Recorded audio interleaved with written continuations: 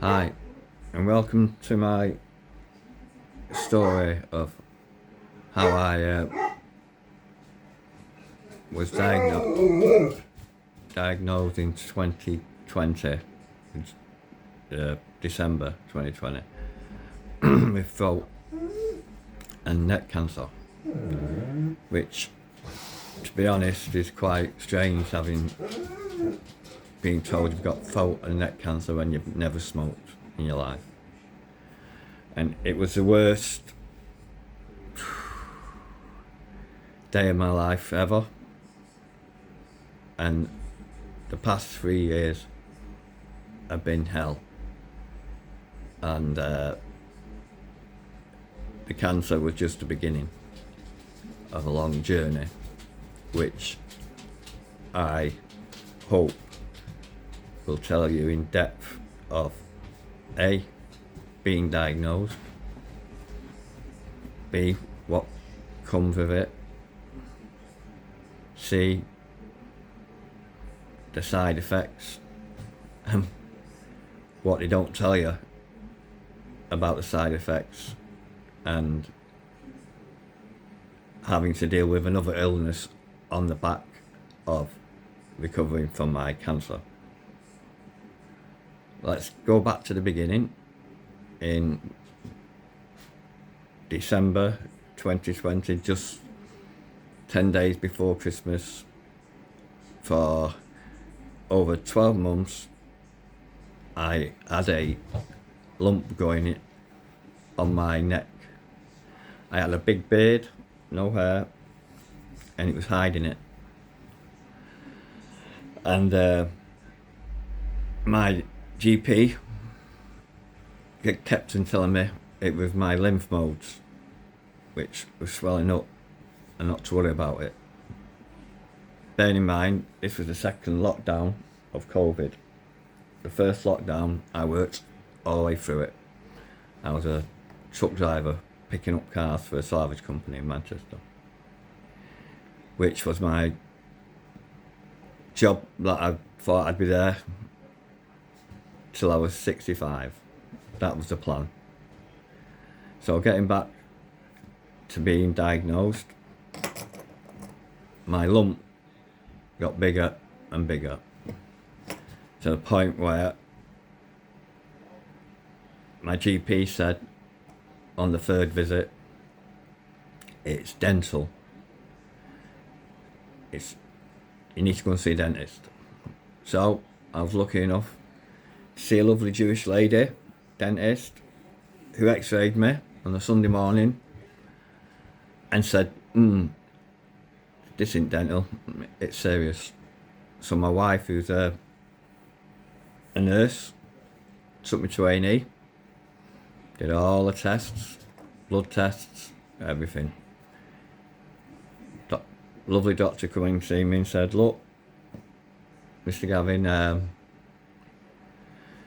we can't find anything, but I'm going to say it's cancer, because if we don't, you're not going to get seen, and we'll put you through for more tests.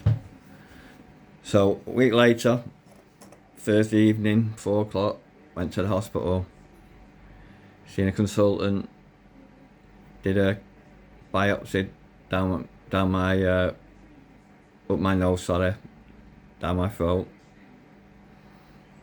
Came back with the words that nobody wants to hear.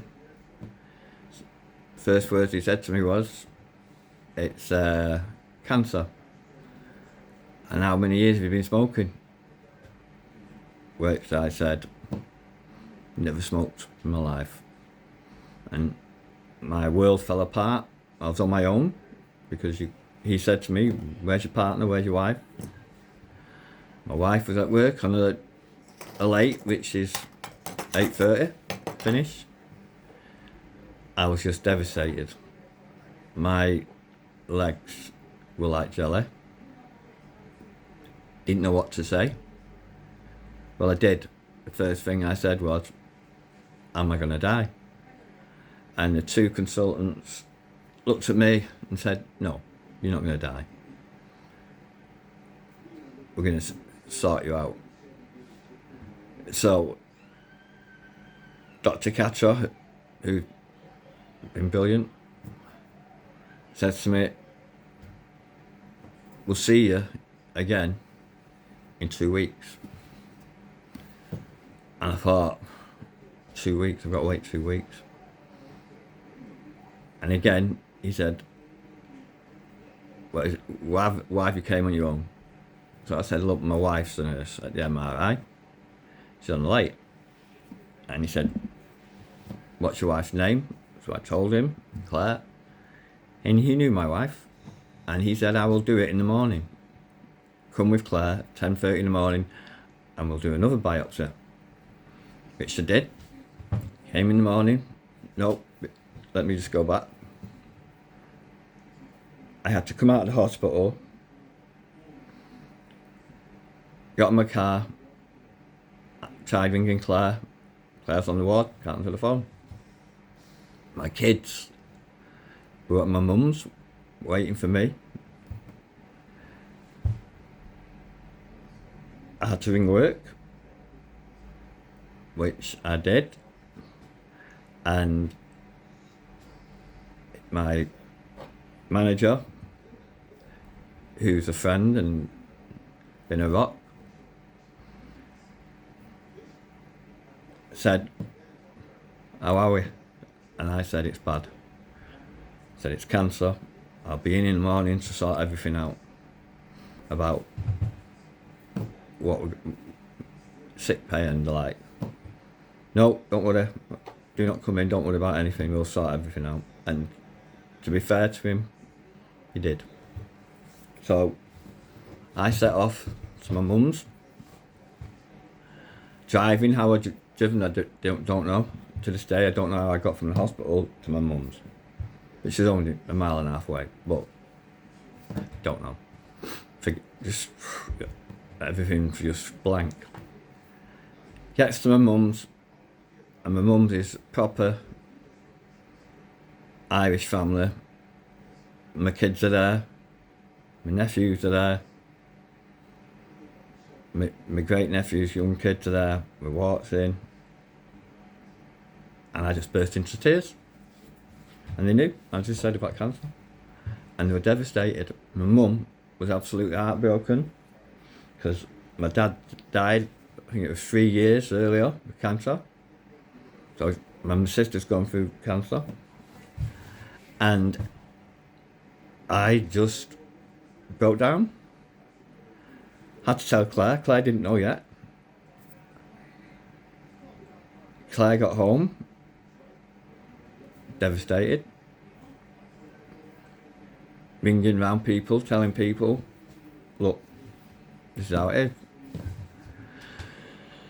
So, next day, goes to the consultant, 2 consultants are there, Macmillan nurse there. Well, you know, if Macmillan nurse is there, it's bad. So, I had a scraping off my tongue for biopsy, which is pretty brutal, to be honest. Again, looked down my throat. I said, yeah, it's cancer. And we'll send you to the Christie. So I met another consultant at the Christie, Dr. McPartland, again, great man, said to me,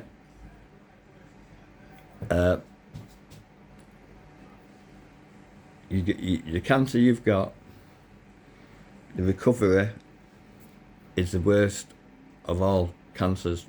It's brutal. You're going to have 6 weeks of radiotherapy every day apart from weekends, 6 weeks. Session of chemo overnight at the beginning and a session near the end. That's how it's going to be, Paddy. It's going to be brutal. I suggest you go home, have a good Christmas, How can you have a good Christmas? And eat. The milliner said this to my wife. Make sure he eats and eats and eats. Well, I'm not a big eater. I like food, but I'm not. I like cooking food, but I'm not a massive eater. So I was like 13.5 stone, just under 6 foot. And I thought, yeah, I'll be able to do that. So my treatment for radiotherapy started on, I think it was the 5th or the 6th of January 2021, and it was ending on my birthday, which was the 12th of Feb. And I didn't know what to expect. So I went for a fitting for my mask, which I'll show you on another blog, which you'll probably see. And I go to the Christie with Claire on the side, and I'm sat outside the room. The nurse comes out, come in. There you go, Paddy. Hands me a razor, electric razor. I had a big beard. I big, looks. I thought it looked nice and smart. So there you go. Shave it off. I went, what? Yeah, it's all got to come off. So this was the beginning of your treatment. You got to just, cause it's all got to come off because you got this latex goes on you. So you can leave a moustache if you want. I'll just have water, sorry. And that's what I did. Freddie Mercury moustache. Looked a bit of a twat, but who cares? So I goes home. Again, got to eat. So everybody said to me, you got to eat. So, started the radiotherapy. Had the chemo first. Now to go to chemo, you got to have injections, I think, in your kidneys to see if your body can basically tolerate it. Which I was lucky, and I could. So then I got took in overnight, where the Christie's a great place, but let's face it, it's where people are dying. If you're in there, you're in there because you got a disease that's killing you, and it takes everybody. You're in there, you go there, you sat down waiting, and there might be a 5-year-old next to you who's not got a care in the world. They're on the tablet, happy as Larry, and they're going in for what you're going in. But you don't. They're fearless as far as I'm concerned, kids are, after what I've seen. And you're panicking. You go in, and the staff are absolutely brilliant. Come on, Paddy, here we go. And you've got to lie on this board, and the mask goes over your head,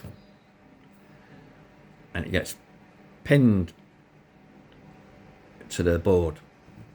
So you've got a little breather hole where your mouth is, and you've got to lay there about 5 minutes, maybe a bit longer if you're doing a full one. And they go out the room, and then the lasers start flying around. So it's like a laser show you like what's going on here. So you come out, you're literally in there, in and out quick. You could be waiting longer because there's a lot of people on before you.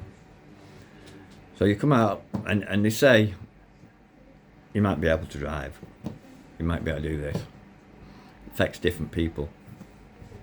Well, it affected me pretty bad. I felt sick every time. I felt like crap.